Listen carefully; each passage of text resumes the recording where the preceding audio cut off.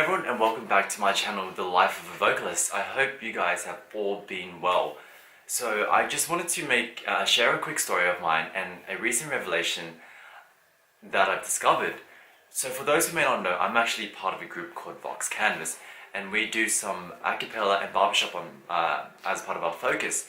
And during one of our practice sessions, I just couldn't help but notice how some people were so much more incredibly talented at singing than me. Now, part of my human nature, I began to question why this was the case, and also felt jealousy at some point. Now, here comes the age-old question. How do you deal with someone who's just so much better than you at something that you love? Now, I would just like to share some tips that I've gradually picked up as I've gone through life from I guess, various sources, from friends, to the internet, to just basic life experiences. And I think this would be very useful in propelling us and heading towards the right direction when dealing with these situations. So, number one, focus on your own game. I recently heard a quote, winners focus on winning, losers focuses on winners. Now, this is a quote that I really find true. Whenever you consider people who are very successful in their own thing, you notice that they put all their attention in honing their own art, focusing on their own game. They don't worry so much about, is this guy better than me? Is this person better than me? No, they focus on their own game and try to perfect the craft to the best of their abilities. They'll be spending a lot of time practicing and doing things that they love. And from doing so, they find their own strengths and also weaknesses.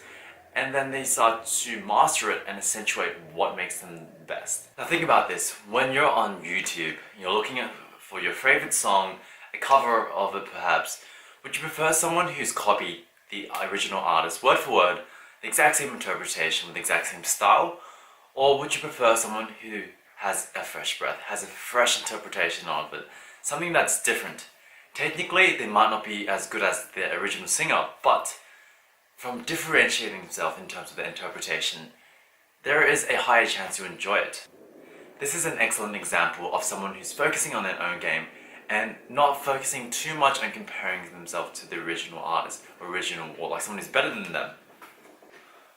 For me personally, as someone who is an aspiring vocalist, someone who wants to really make some good music, a way I can differentiate myself, even though technically I may not be the best, and I know for sure that it may not ever happen, is to simply add my own style to the song. So, for example, I play the piano, and as a result, when I do cover songs, I tend to have just the piano and my vocals.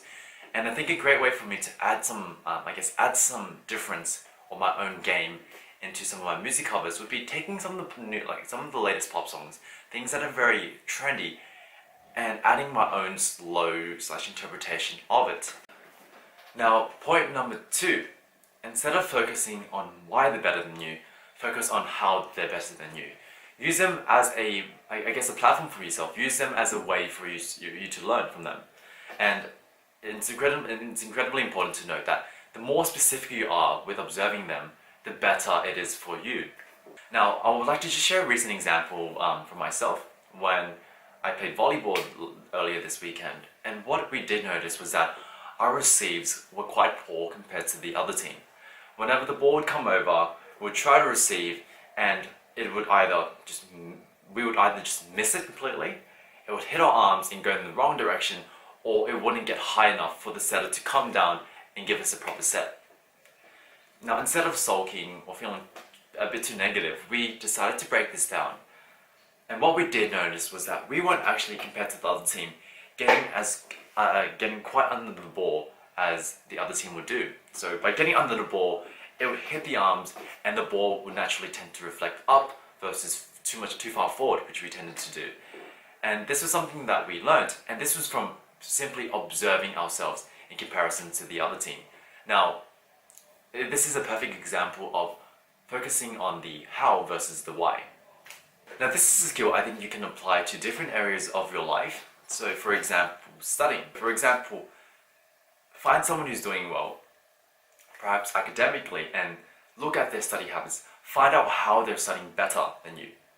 So for example, myself personally, when I first started studying, it was kind of pointless. I was just go in, cram. but I noticed that this wasn't working for me. I needed something that was a bit more goal-oriented and a bit more focused for myself. I wanted to use my time as effectively and efficiently as possible. And when I started looking at different study techniques from other people, I noticed that they broke their study times into sessions. And it's something called, I think, the Pomodoro technique. I'm not quite sure. But the idea was you break your you break your studying into sessions, and each session would have a specific goal. So for example, maybe doing 2 questions or writing the first part of your essay, something like that. And this would give each session a point to it. And of course, there'll be breaks inside to help reset your brain. Now, I found this as a very effective way and really helped boost my studying. I breezed through uni. Uni almost wasn't as hard as it should have been because I was studying effectively. Now here comes my third and final point. You don't need to be the best to succeed. Acknowledge that you won't be the best. You don't need to be the best to succeed. For example, if you think about sports like tennis, just because you rank number 1 doesn't mean you've achieved everything. And likewise, on the contrary, if you rank third or fourth, does this mean you haven't achieved success at all? No. They still earn a lot of money. They still win a lot of games. It's just a simple ranking. So being the best does not necessarily mean you would have the most success. In conclusion, thank you for listening to my rant. It's just something I would like to share. It's something that's happening in my life, and I really wanted to help you guys out there and myself achieve our passions. Now, thank you for watching. If you like my comment, just make sure to subscribe, and I hope you guys keep chasing after your passions. Thank you.